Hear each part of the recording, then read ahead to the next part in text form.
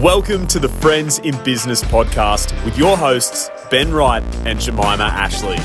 Ben, known as the sales strategist, and Jemimah, our resident visibility expert, are here to share their wealth of knowledge and experience with a little fun along the way. Whether you're a leader, entrepreneur, or aspiring business owner, this is the podcast where we share everything we know about business to help you succeed. Let's get started. Welcome to the Friends in Business podcast.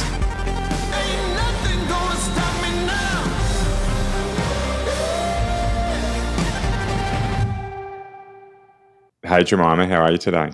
Ben, good. How are you? Excellent. Now I'm going to get in really early with this because this is our third remote recording.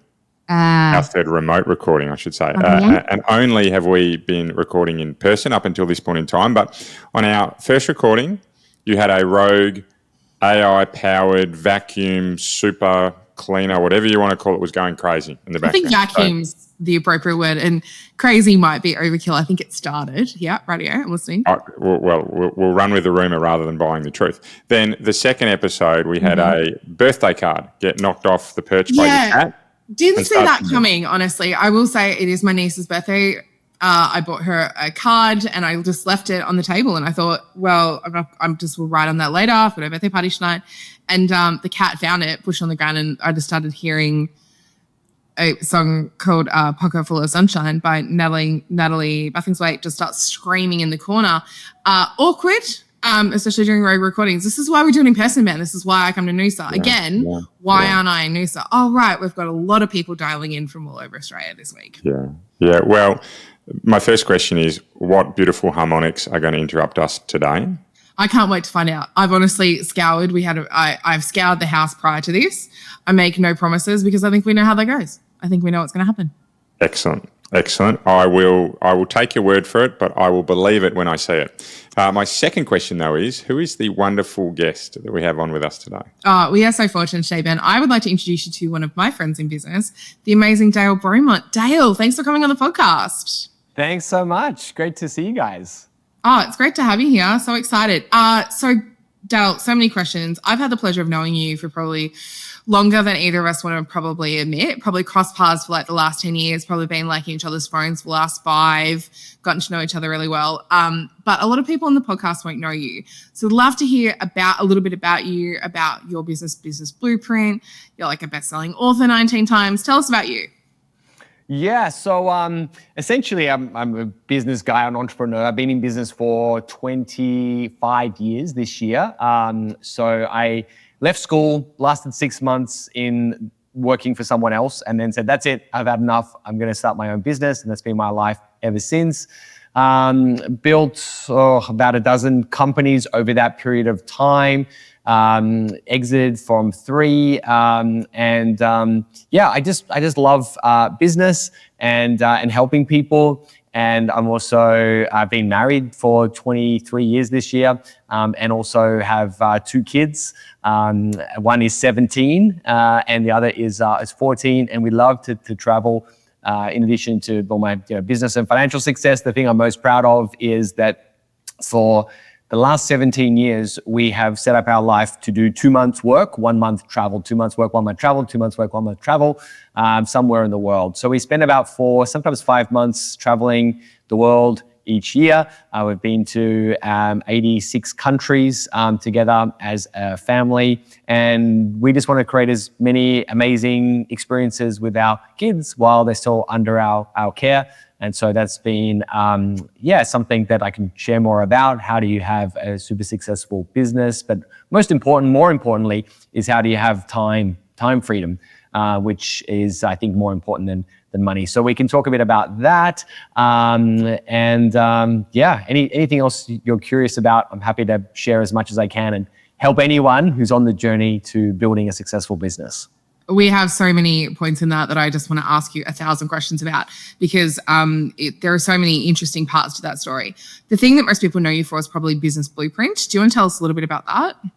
Yeah, so Business Blueprint is a company that I've run for the last 16 years, and it's a business education and training company, but it's really become like more of a community. People join for the content, but they stay for the people and the connections and the associations that they make So we have about 500 people going through our program at any point in time. It's a 12-month business transformation program where entrepreneurs kind of come in, and over the course of the next 12 months, we systematically improve every area of their business. And some just work with us for a year, but we've had many clients that have been with us for 3 years, 5 years, some of them even 10 years plus.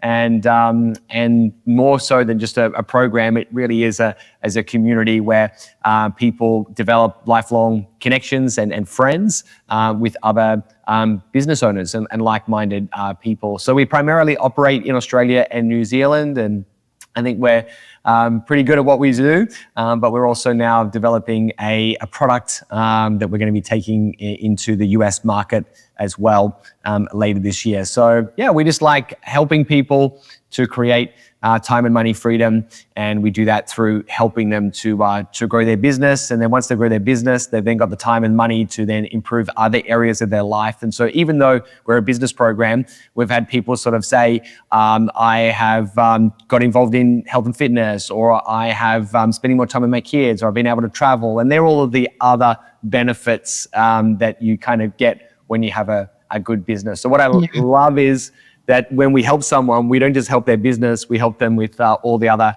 aspects of their life indirectly. So Ben, we did an episode of Friends in Business the other week, and we talked about what is the measure of success, right? What is the thing? And one of the things that Dale's hit on a couple of times I love is really around this idea of that building a life that you don't need the holiday from. Like you've built I'm going to work 2 months, travel for 1 month, and we're going to go to 85 countries, and you can focus on your health and fitness.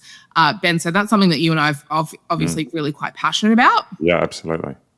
Yeah. For me, there is no point building an amazing business if it dictates how you live your life, right? We talk about people going to business so they can have some freedom from working for others in a corporate role, and often what ends up being the result is that you end up chained to a desk. So your 40 hours for a corporate job turns into 50, 60, 70, 80. I've been there to 80. I've been there to 90. I've been there to 100, right? Hours a week where you literally just live around your business. So yeah, great topic to talk about today. Thanks, Dale. Yeah, I love that. So Dale, you work 6 months with someone else before going, I just can't live like this anymore. Have you had the time where you've been chained to the desk for 100 hours? Have you done that time? I think we've all had to do it at one point or another. It's probably been a few years of you now, but have you had that time in your business? Yeah, certainly the first couple of years in business are very, very tough, especially if you're kind of raising kids at the same time as well.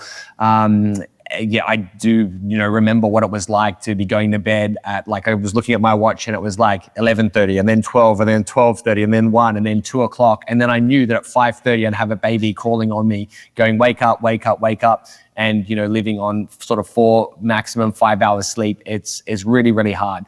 However, it does kind of get better. And part of and it's easier now. That was 25, 26 years ago that I was working those kind of crazy hours at the beginning. But now, thanks to technology, thanks to tools like ChatGPT, thanks to having staff in the Philippines at a much lower cost than employing staff locally, I think it's never been easier to run a business. And I don't wear hard work as a badge of honor, or it's not something that I like kind of bragging about. I'm almost ashamed of how, much I tortured myself in those first few years. And yes, there's a certain amount of hard work is important, but it's not just working hard. It's also working smarter as well. And it's about using tools and technology and talented people that are based in other places to help you to grow. So I want to make sure that people know, yes, there's an element of hard work for sure, but I do not want that going over the top where it becomes the hustle and grind sort of culture, and let's see how hard we can work and how much of our health and our relationships we can destroy along the way. I'm not kind of about working hard for working hard's sake. Oh, I love that. It's just because that's often people that and I know the same. I say there's people all the time who are who have done the hard yards. There is no there's no surprise to anyone who's listening to this, but there are going to be times where you have to eat the metaphorical frog sandwich. You're going to have to eat a frog. It means you're going to have to work till midnight. You are going to have to start work at 6 a.m. the next day. There are going to be times in our business, but that cannot be the norm. And I think when you're in that growth and development phase, and there will be times where you are outside of that, Dale, I'm sure, and I know Ben and I certainly have had those, where you're having to do more work than historically you do. And there will be peaks and troughs of that. What's interesting to me is the people that get 4 or 5 years in and think this is just the norm. And I know this is a running joke that I've certainly had a lot of conversations around, is that we don't do this, we don't have our own businesses because we think because it's easy. We do it because we thought it would be easy. And it's certainly not necessarily ever that. For you, most of your clients, I imagine, probably in the same thing, where they get to you and they go, it might be a bit of a last-ditch effort, like I need to get this under control. And I know that's something that Business Blueprint and you talk a lot about. But what do you find, sort of what's that timing for people? What do you think the kind of the red flags are for people when they're getting to you of, we now need to get some work-life balance? What does it generally look like for those people coming to you at that point? Yeah, people come to us because they realize the fact that it's just now that was hard work for like a season is now becoming basically their permanent way of operating. Yeah. And it's basically now they kind of have created, they go into business because they want more time, they want more money, they want more freedom. And then 2, 3, 4, 5 years down the track, they've actually got the exact opposite. They got less time than what they had when they were working for someone else. They have less freedom because now they have to show up, because if they don't get paid. And after they've paid all their bills and all their expenses, they're probably earning less than they were when they were working in a job. And so all of those things get to the point where someone says like enough is enough, and they're humble enough to sort of say, if I could do it on my own, I would have already done so by now. So I need some outside help. I need some outside thinking. It's like a little bit like the instructions of how to get out of the jar are written on the outside and you're stuck on the inside. So you need someone else that's kind of been there, done that before you. And I always say there's 2 ways to live your life. One's through trial and error. That's through following the recipes of other people that have been there and been super successful. So yes, you will have to struggle for a period of time. We all do. However, the smart thing to do is not to stay in that position and think you have to do it all yourself and spend the next 10 or 20 years working really, really hard. Now we have amazing podcasts and books and mentors and teachers and programs and people that have got out of that position, and they have a formula, a recipe. For me, it's a blueprint to follow in order to help someone else to go from working crazy hours and a business that's all consuming and that's most likely unprofitable to a business that's highly successful, highly profitable, and a business that can run with or without you having to be there. I know for a lot of people, it's like, sounds like a fantasy, but it's real and it's true. And you've got to start listening to the people that have been there and done it before you. One of my mentors, a guy that I learned from, he used to work crazy hours, as we all did, but he got his business down to working in it just 2 hours a week. That was it. So he basically had 1 hour call with his team, like his called like a weekly meeting. And then the other hour was just kind of like reviewing the financials of the business. And he has like a dashboard with all of his KPIs and stats and stuff like that. And that was basically all that he would do each week is sort of 2 hours reviewing the numbers and then spending time with the team. And then he'd say, see you next week. And so they're the type of people that you're going to kind of like learn from. How do you go from working 100 hours a week to 2 hours a week? There is a process, there's a method. And once you kind of learn it and apply it, then you can improve your life and get back your time as well, which is what it's all about. Yeah, I love that. So we've talked about Business Blueprint a little bit because I actually really want to take us back a couple of years ago. Like 5 years ago, I imagine you probably started that. You probably look about that young. But I do want to ask about the moment where you sort of have that light bulb moment where Business Blueprint becomes a bit of an idea, because you were really one of the first, if not the first in Australia, who went, I think we can systemize a step-by-step approach here. I think we can create a roadmap from A to B to C to D to get you into that, potentially, that 2 hour business, if that's where you wanted to get to. And it could be manageable 20 to 30 hours. We're not saying everyone was obviously reaching for the 2 hours, but what's that moment like? You're like, I can blueprint this out. I think I can do a step-by-step project. I've had the opportunity to sit in your rooms before. I've got the opportunity where I'm going to be speaking at one of your conferences shortly, and I know the people and the vibe and everything that you're doing there. I want to take us back to young Dale sitting at that computer or sitting with the butcher's paper at the table and going, I'm going to blueprint this out. Can you tell me about that time? Tell me about how we got there. How's that start? Because it's so interesting to me. Yeah. So, like most people, I was doing everything myself, and I realized I can't keep doing this anymore. I need to kind of get some help. And so what typically you do is I'll just hire someone. And so I hired someone. And what the mistake a lot of people make, thankfully the person that I hired worked out and was with me for 10 years, which is good. But normally what happens is that you're working really, really hard, doing it all yourself. You find someone, you spend the next 3 months, 6 months training them, getting them up to speed. And then the person may say, oh, I'm going to go, backpacking for the next 6 months. Thank you for all the stuff, but I'm leaving. Here's my notice. And then you basically have to go through the whole process again and hire another person. Once you've done that 3 or 4 times, train someone, they leave, many people go, that's it. I'm not going to hire people anymore because I hire them and then they leave. And so the way to do it is yes, you want to hire people, but before you hire someone, you need to document your systems and processes and putting it into some type of a knowledge management system, which is basically one central place which stores all of your intellectual property, your policies, your processes, your standard operating procedures, all of your systems go into one place. Because once you've documented, and you don't need hundreds, you might need 10 or 20 or 30 to start with, but then you can hire someone.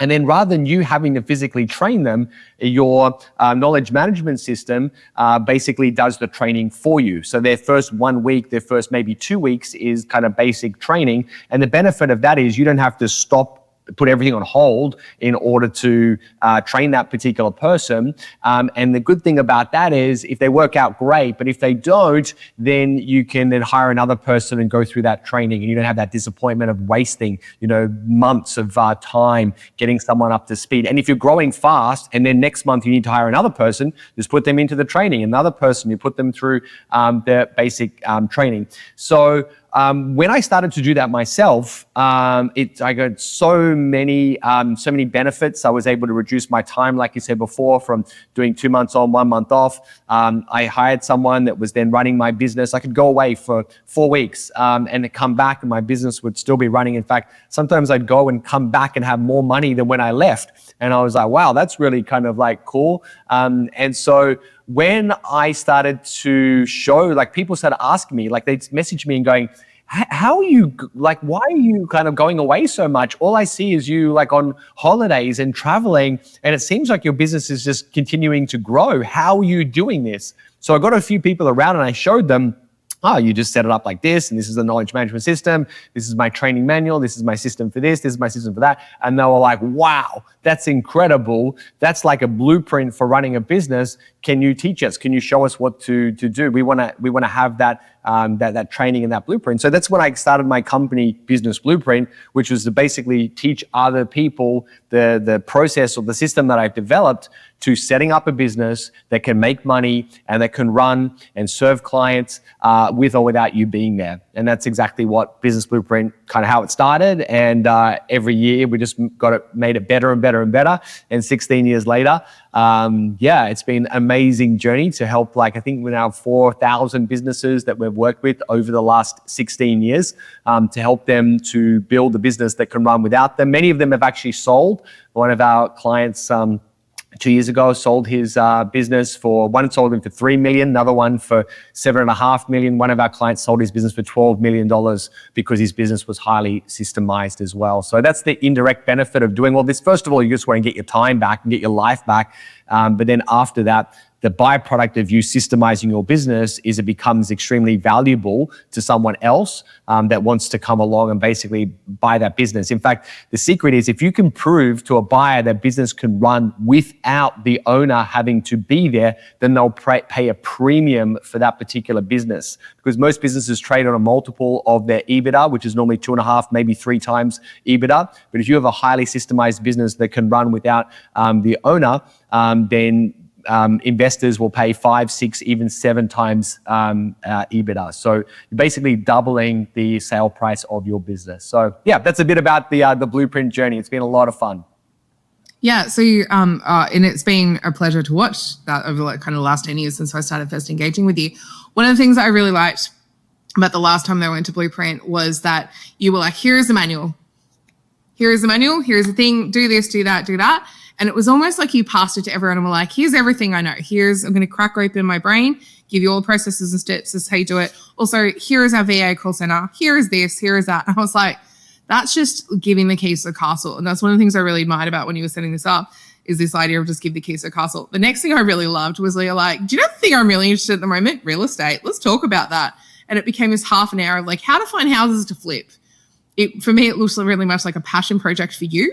It also looks like I'm going to give you the keys to everything that I'm interested in. And if you want to go and use it, you can. Tell me about that. Tell me about the moment you're like, I think we're going to show you how to use Google. This is one thing I remember. It was the Google Earth to find properties that were better valued and how you could subdivide. And I was like, I never thought about this, but now I want to do it.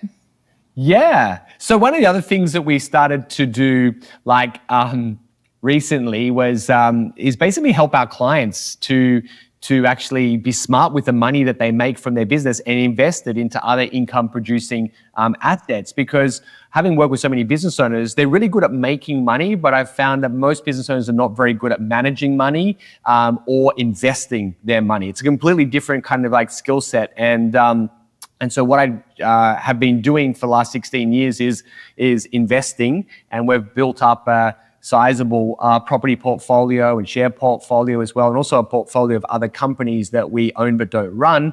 And my clients sort of became curious about how did you kind of build this very large property portfolio? How did you invest in shares and all these things? And so I started teaching my clients how to, but it was still a business program, and we're still going to help you to grow your business. But kind of as a bonus, we now basically teach finance, and we teach property, shares, and investing in other private companies that can run under management without you having to be there. And it's been amazing. And many of my clients now, not only have they achieved time freedom, which is a business that can run without you, but now they have complete financial freedom as well, where they have more than enough passive income coming in that it exceeds all of the expenses that they have. And they even make more money now from their investments than what they do from running their company day to day. So Business Blueprint has expanded a lot from just helping them with their business. Now it's basically helping them to grow their business and achieve financial freedom within the next 5 to 10 years. And we've not only done that ourselves, but we've helped a lot of our clients do that now as well. And it's fun. It's fun to be able to help people to create time and money freedom, because once you've got time and money, then all of your other goals and dreams can come true. And if you've got more money than you need, you can always give it away to others. One of the things I really like, and what I'm hearing from what you're saying, is that you took this idea of like, I want to help people do this, and then established immediately like this was this really fundamental baseline course. We're going to get you out of your business. Oh, wait, the problem they're now having in the more advanced area is they have more money than they know what to do with. That business owners are used to living on that $200,000 and not really paying themselves a salary, and probably not having the company set up correctly, therefore not knowing that things should go through trust or through company names, or oh my gosh, there's now more money. What do we do with this? We've got to pay more tax. And it's like you've actually taken, the thing that I love about Blueprint, and really what you've really talked about today, is that step-by-step process that started here. I've now identified the next level of where our people need to go to. I've now identified, well, actually now they've got more money, so we can start looking at property investments because that's what's worked for us. Oh, wait, you actually want to do shares and stocks? Let's do that. And it's this step-by-step process of you recognizing that the people, like, firstly, the issue, people don't know how to systemize a process. Secondly, that people are going to grow over time with you on that. And as you said, like, we've had people here for 10 years that are buying into programs pretty significant. I think the other question, just before I know we're sort of about time, the one question I did want to ask, because one of the things I've really also looked at what you've done is that you often bring in other experts. And we don't see a lot of other business leaders who run programs go, I'm going to give my stage away that I've built to other people straight away. You are readily ready to do that. Love to hear about why you get other experts in. I think it's pretty obvious, but let's talk about why you get other experts in. Yeah, for a few reasons. One is because that I do a lot of like teaching every single week on different things, and I make myself pretty accessible to my clients, and I teach and I teach and I teach and I teach and I teach.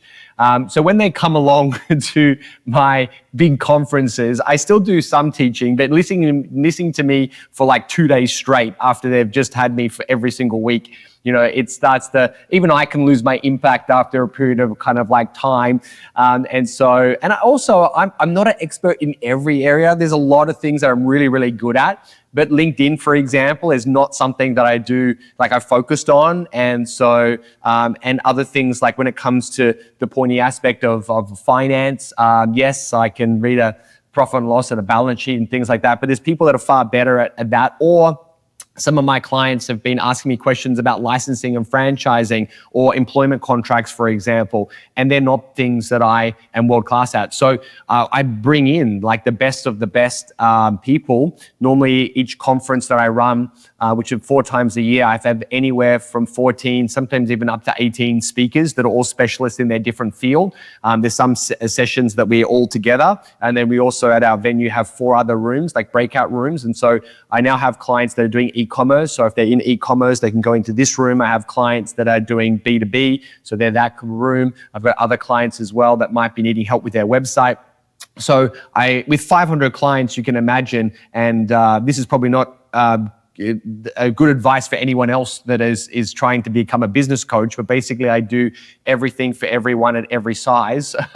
So, which is not a good formula. You definitely should have kind of like a niche, but what I've kind of got now is one program that teaches the core essentials to everyone, but then I've got these breakout rooms or specialized areas that have their own kind of messenger group and their own breakout sessions if they're in e-commerce. So I've got like lots of people that are doing in finance or real estate or medical. It's almost like a community within the community. And because of that reason, I want to have speakers that are specialized in that particular area. So yeah, I'm very kind of like generous with my stage, and I love giving speakers, as long as you're good at what you do or you've built a really successful business. And you've got to be at least half decent at speaking on stage because I don't put just anyone on my stage. But if you're good at what you do, you're an expert in your field, then I love giving speakers an opportunity to share their message, and some of them pick up clients as well, which is a win-win for everybody. And yeah, we've had like about 600 plus people, experts, speak on our stage in the last 16 years. So it's been great, and I've met so many awesome people as a result of that as well. So it's a win-win for everyone. Yeah, amazing. Dale, I just want to say thank you so much. This is the quietest Ben's ever been on a podcast episode. And personally, I'm really enjoying that. It's been really nice. Ben, tell me, takeaways. Plenty we can go through, Jemimah. And by the way, sometimes it is nice just to be able to sit back and listen to what others have to say. Yeah, I do enjoy that. So, look, for me, there's the really obvious piece there around systemizing what you do, systemize before you scale.